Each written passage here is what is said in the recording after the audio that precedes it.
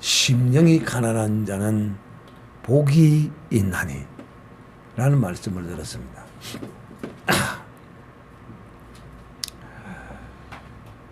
이 심령이 가난한 자가 복이 있다는 이 말씀을 강론함에 있어서 저는 기존의 설교의 그 어떤 프레임을 떠나서 새로운 프레임 안에서 여러분을 이제 천국 안으로 오늘 낮에 초대했습니다.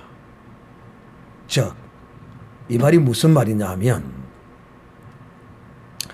심령이 가난한 자는 복이 있다라고 이 말씀을 강론하기 위해서 일반적으로 보편적으로 설교하는 프레임은 이런 것입니다. 이 히브리 단어가 심령이 가난한 것이 무엇인가에 대하여 해석해서 그것을 중심으로 이제 이 말씀을 강론하는 것이 일반적인 것입니다. 그러나 저는 이런 프레임 안에서 말하는 것이 아니고 설교한 것이 아니고 저는 또 다른 프레임 안에서 즉 심령이 가난한 사람과 심령이 부한 사람의 프레임 안에서 이제 이것을 여러분에게 강론했습니다. 그리고 심령이 가난한 자가 누구인가를 지적해서 이 사람이 바로 심령이 가난한 사람이었다라고 여러분에게 심령이 가난한 사람의 그 실제의 삶의 모습을 여러분에게 설명했습니다. 그 대표적인 사람이 누구지요? 바로 사도 바울이었습니다. 그리고 참 온전한 심령이 가난한 사람이라 하면 좀 이상하죠. 정말 이 성경대로 주님이 우리에게 이렇게 말씀하셨으므로 진실로 참 온전한 심령이 가난한 분은 누구시냐? 예수 그리스도다 하는 것을 말씀을 드렸고, 예수 그리스도께서 왜 심령이 가난한 분이 되셨느냐에 대해서도 여러분에게 자세히 설명을 했습니다. 그래서 다시 한번 여러분에게 요약을 해서 말씀을 하도록 하겠습니다. 어떤 저는 프레임을 가져왔느냐 하면 심령이 가난한 자와 심령이 가난하지 않는 자, 이제 그 대표적인 사람을 누구로 들었느냐 하면 어린 아이와 같은 자, 또 율법사, 부자 청년, 이제 이런 사람들을 들어서 심령이 부한 자와 심령이 가난한 자의 사례를 여러분에게 소개했습니다. 우리 주님께서 이렇게 말합니다. 어린 아이가 내게 오는 것을 금하지 말라.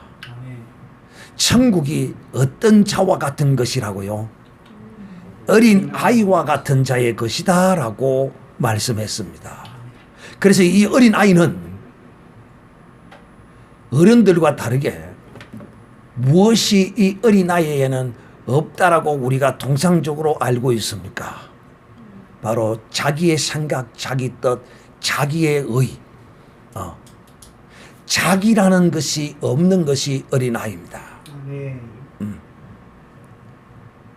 그래서 이 천국에 영접을 받는 자는 자기 의가 없어야 영접을 받는다. 어린 아이를 통하여 주님께서 이렇게 말씀했습니다. 그리고 주님은 누구든지 어린 아이와 같이 이렇게 행하지 아니하면 결단코 천국에 들어가지 못하리라.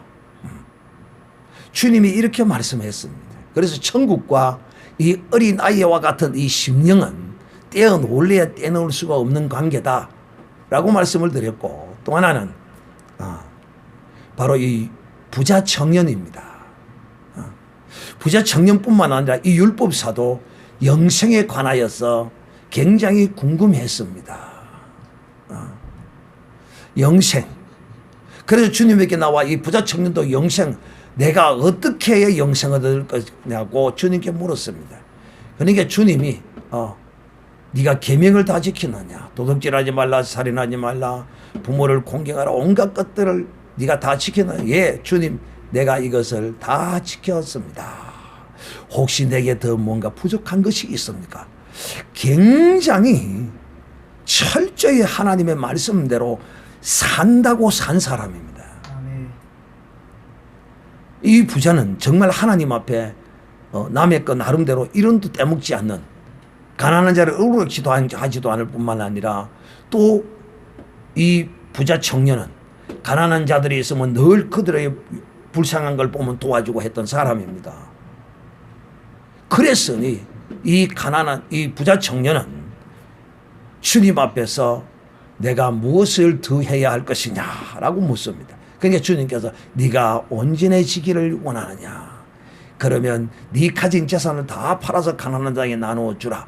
그리하면 천국에서 상이 클 것이라. 그리고 네가 나를 따르라.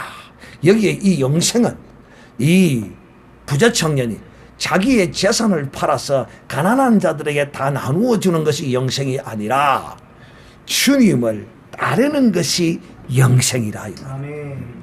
주님을 따르지 아니하면 영생도 없고 천국에서의 보아도 없습니다. 아멘. 이처럼 계명을 잘 지키고 천국의 보아를 쌓아두어도 천국에 들어가지 못하면 누구 것이 되겠습니까? 내 것이 될 수가 없습니다.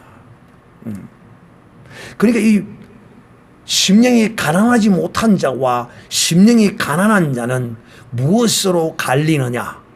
바로 예수 그리스도로 갈린다. 아멘. 어린아이는 예수 그리스도에 나와왔어요. 그러나 그 시대에 장성한 자들은 주님께로 나오지 않았습니다. 아멘. 한번 찾아볼까요? 마태복음 11장 25절에 기록하기를 주님이 이렇게 말합니다. 그때 예수께서 대답하여 가라사대 천지의 주제이신 아버지여, 이것을 지혜롭고 슬기로운 자들에게 숨기시고 어린 아이들에게 나타내심을 감사하나이다. 옳소이다. 이렇게 된 것이 아버지의 뜻이니다. 여기서 이 어린 아이라는 이 본문에서의 의미는 율법의 어린 아이를 말하고 장성한 자는 율법의 장성한 자를 말하는 것입니다. 그래서 주님이 어린 아이로 비유한 것은 영육간에 동시적으로 이 뜻을 다 가지고 있다. 그래서 본문의 문맥에 맞추어서 영적으로 해석할 때는 영적으로 해석하고 또 육신적 아이로 불릴 때는 육신적 아이로 그렇게 해석하면 되는 것입니다. 네. 자, 슬기롭고 지혜로운 자들 누굽니까? 장성한 자들이거든요. 율법을 안다고 하는 이 자들입니다. 이 자들에게는 예수님을 나타내지 않고 가리워 버렸어요. 그렇게 심령이 가난한 자가 아니라는 것이죠. 누가? 율법으로 사는 자, 양심으로 사는 자, 자기의 의로 사는 자, 이런 사람들은 심령이 가난한 자가 아니라는 거야. 아멘. 어떤 뭐 단어를 가지고 해석하는 게 아닙니다. 아시겠어요? 그러니까 제 설교는 일반 설교자들의 설교와는 완전히 다릅니다. 오늘도 이 설교를 새로운 프레임 안에서 여러분에게 강론하고 있는 것을 볼 수 있습니다. 근데 이 말씀을 듣고 맞네, 그렇네 하고 화답이 되어지지, 아닌데 이 목사님 엉터리 설교인데 이렇게 말하는 사람은 한 사람도 없었습니다.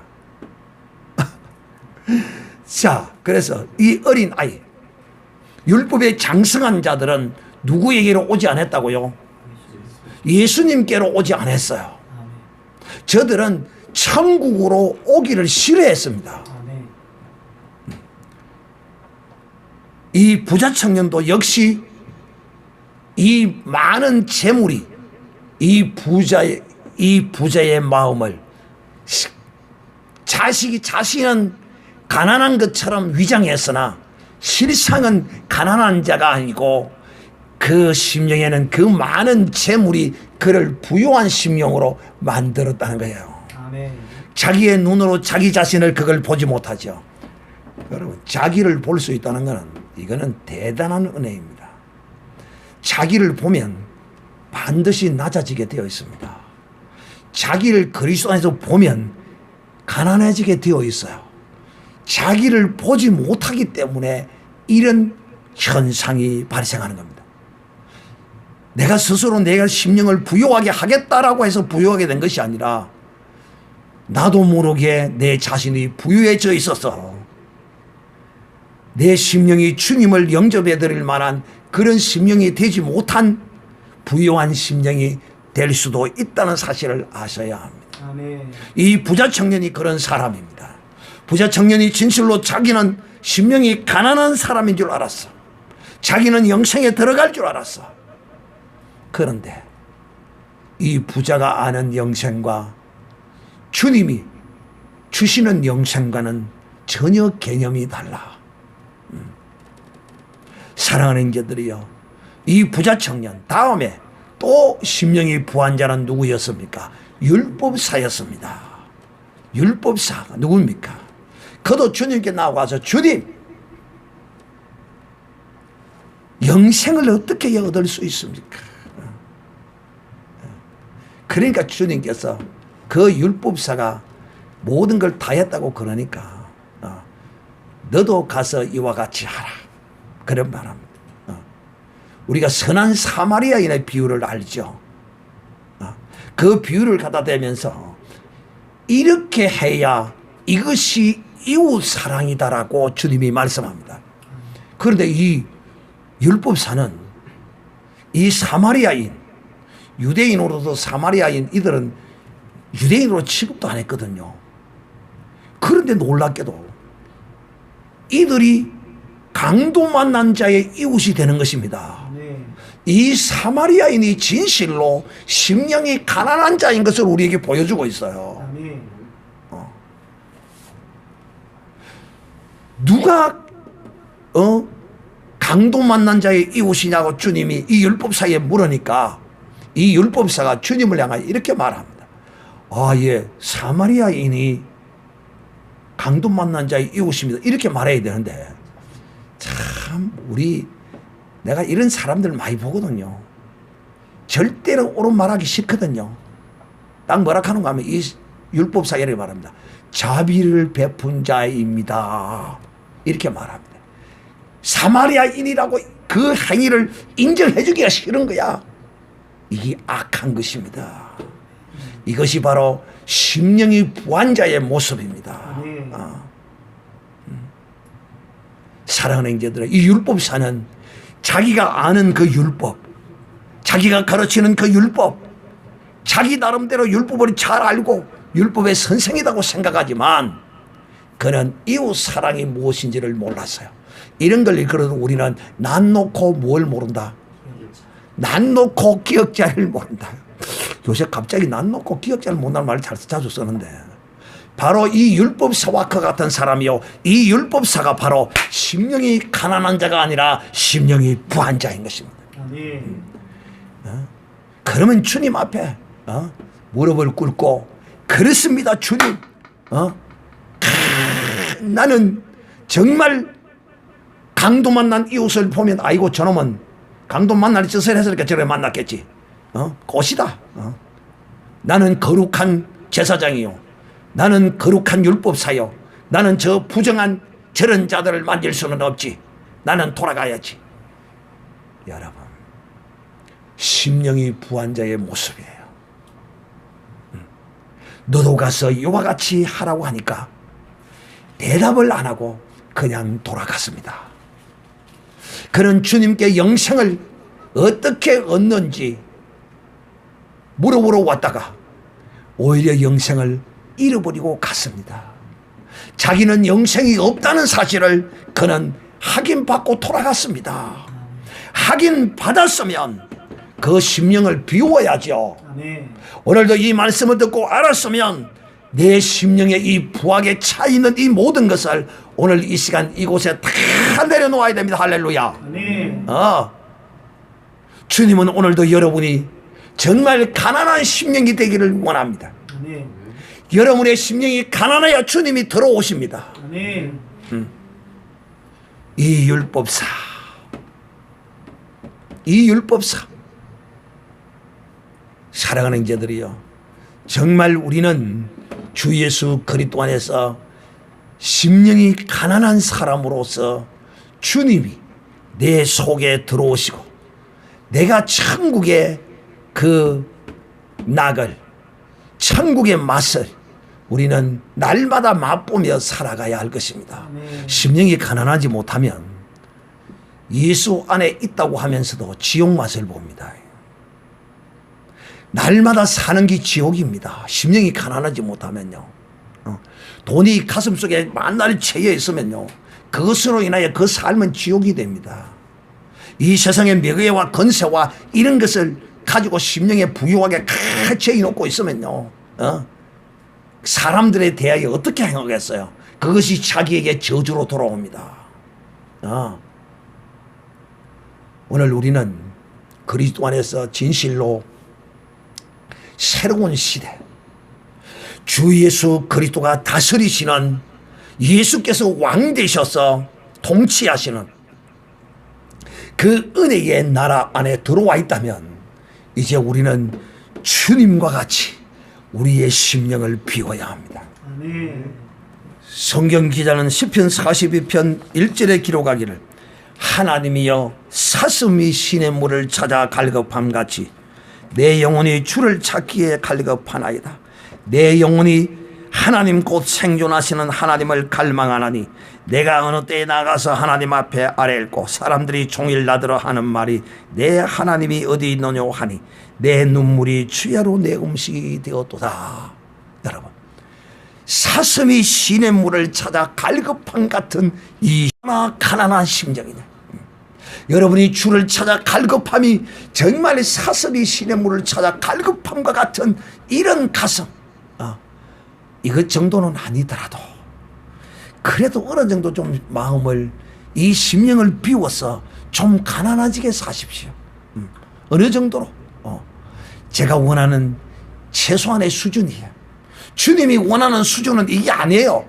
제가 원하는 수준, 정말 모든 만사에 주님이 개입되지 않는 것이 없는 사람, 만사에 주님의 뜻이 어디 있는지를 묻지 않고 행하는 사람이 아니라 주님이 어떻게 행하시기를 원하시고 주님은 이때 어떻게 행하시고 주님을 사모하고 주님을 간구하고 주님이 해 주시옵소서. 내가 망치를 들고 때리 부수는 것이 아니라 주님이 때리 부수더라도 부숴주시고 주님이 하시옵소서. 이것이 바로 심령이 가난한 자의 전형적인 모습인 것입니다.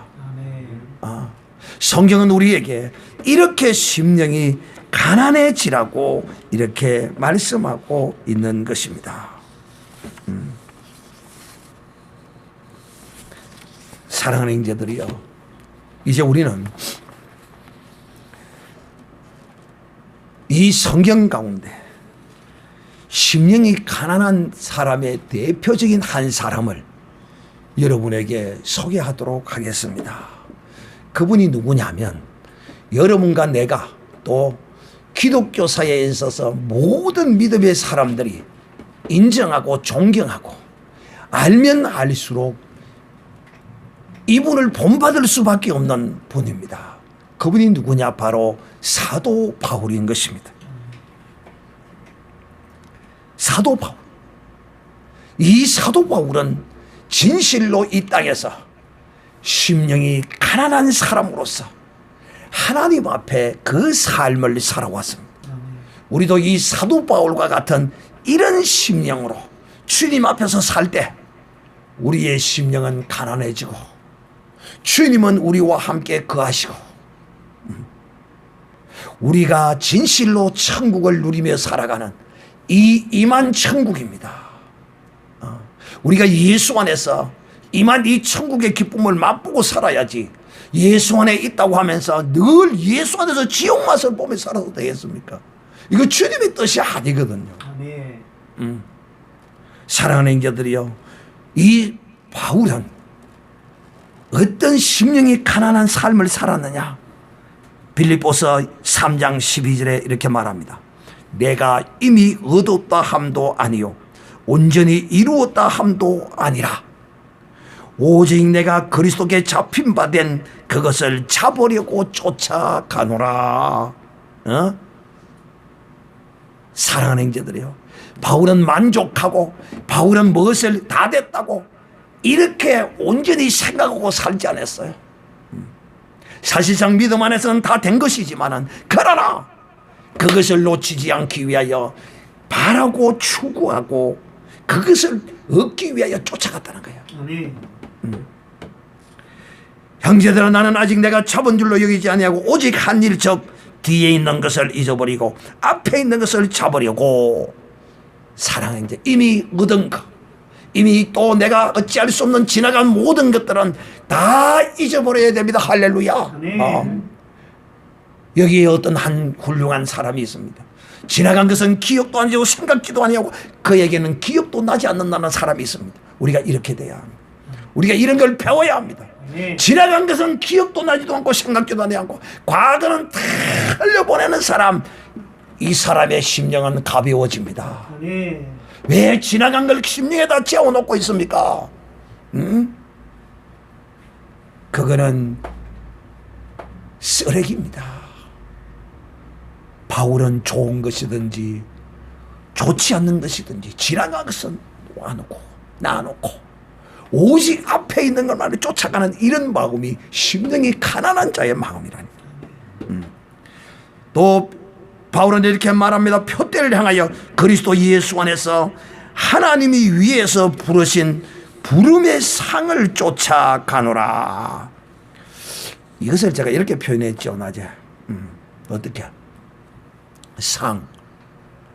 여러분, 우리는 예수 그리스도를 믿는 사람은 주님이 주실 상을 바라고 이 세상에서 믿음으로 사는 겁니다. 아멘. 상을 바라고. 이 상을 바라고 사는 삶이 이와 같은 것이에요. 어떤가? 권투 선수가 챔피언을 도전을 이제 하거나 또 도전을 받으면 날짜가 잡혀요. 보통 3개월에서 한 6개월 사이에 잡히는데, 그럼 날짜가 잡히면 이제 이 사람이 나는 뭐 챔피언이니까, 챔피언 땄으니까 나중에 한 보름 전이나 한 달 전이나 하지 하고 탱자탱자 나이트 가서 춤추고 술 먹고 놀고 그럽니까? 절대 안 그렇습니다. 마치 6개월 전에 있을 시합을 하는 것처럼 계획을 짜고 열심히 그 시합을 위하여 준비합니다. 이것이 바로 지금 사도 바울이 말하는 예수 그리스도 안에서 하나님이 위에서 부르신 상을 쫓아가는 삶의 모습인 것입니다. 이런 마음이 가난한 마음이에요. 심령이 가난한. 왜? 내가 그 상을 받아야 되겠다는 거야. 이미 받은 것은 그대로 두고 없는 것으로 생각하는 거야. 할렐루야.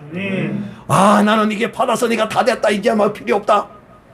교만한 자여, 심령이 부한 자여, 저주를 받을 것이니라. 이건 제가 하는 것이 아니에요. 주님이 하신 말씀이에요.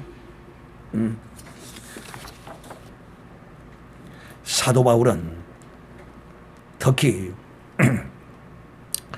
이신칭이 믿음으로 얻는 구원에 관하여 교리를 우리에게 가르쳐 주신 분입니다. 항상 자신이 이처럼 하나님의 성령으로 계시를 받아 우리에게 이 성경을 깨우쳐 주고 가르쳐 주었지만은 그는 늘 자신의 부족함을 고백했습니다. 그래서 여러분들도 여러분의 부족함을 나타내고 고백해야 합니다. 하나의 비근한 예를 들면 이런 것입니다. 여러분이 사람들 앞에서 너무 잘난 체하고 똑똑하고 모르는 것이 여기 서치면 사람이 여러분 가까이 안 옵니다. 그런데 좀 부족한 것 같고 좀 못난 것 같고 이러면 사람들이 가까이 합니다. 바울은 하나님의 주신 은혜가 크지만은 결단코 그것으로 만족하지 아니하고 늘 부족함으로 그 가슴을 채우려고 갈망하는 마음으로 그는 살았습니다. 그러므로 그는 신앙이 식어지지 않는 것이죠. 그래서 사도 바울은 이렇게 말합니다. 내가 이미 얻었다 함도 아니요. 다 얻어놔놓고서도 이렇게 말합니다. 얻었다 함도 아니라는 거예요. 자신이 아직도 많은 것을 알지 못하고 부족하다고 또 연약한 자라고 항상 고백하고 살았던 것입니다. 사랑하는 형제들, 사도 바울 안에는 이와 같은 이 가난함이, 겸손함이 항상 그 속에 겸손함이 곧 가난한 것을 의미하고 있다고 할 수 있는 것이죠. 그러므로 이 천국의 백성은 진리에 대하여 겸손한 마음을 가져야 하고 늘 자신이 부족하다고 고백하며 사는 모습입니다. 우리 안에 자기의 의의를 드러내고 높이려는 마음, 다 안다고 생각하는 교만한 마음, 이런 것들을 내려놓아야 합니다. 가난한 심령, 늘 부족하고 연약하고 늘 이럴 때 우리가 진실로 천국을 얻을 수가 있습니다. 아멘. 이럴 때 이런 사람이 바로 복 있는 사람이죠.